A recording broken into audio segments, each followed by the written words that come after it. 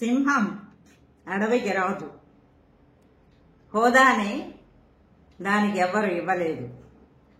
ఆ హోదాని తనే స్వయంగా కష్టపడి సంపాదించుకున్నది.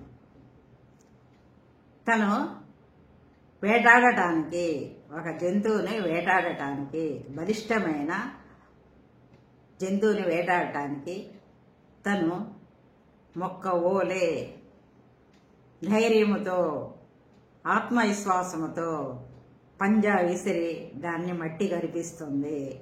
దాని లక్ష్యాన్ని సాధిస్తుంది. పట్టుదల, భయం లేని స్వభావము సింహానికి ఉన్నవి.